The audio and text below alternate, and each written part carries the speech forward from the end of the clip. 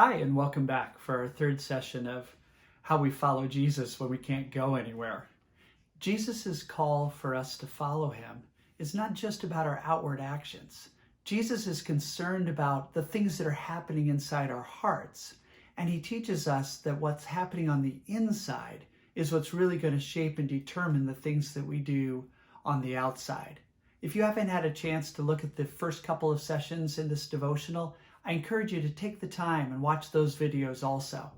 Today we're going to be looking at a topic that I think is really quite relevant because most of us have been living in closer quarters than we're accustomed to with some of the people who matter most to us. But we also all tend to have some expectations, don't we, about how everyone else is going to behave and how they're going to treat us.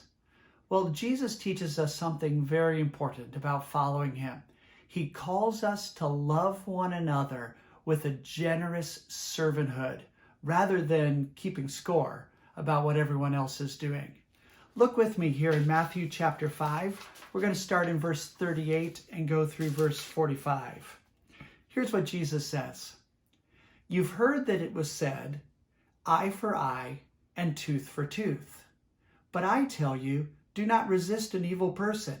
If someone strikes you on the right cheek, turn to him the other also. And if someone wants to sue you and take your tunic, let him have your cloak as well.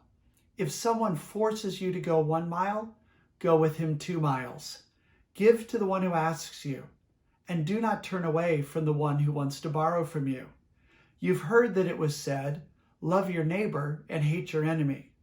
But I tell you, love your enemies and pray for those who persecute you, that you may be sons of your Father in heaven. He causes his sun to rise on the evil and the good, and sends rain on the righteous and the unrighteous.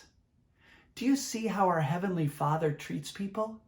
God sends blessings both on good people and on bad people, on the righteous and on the unrighteous. That's how our Father in heaven operates towards people.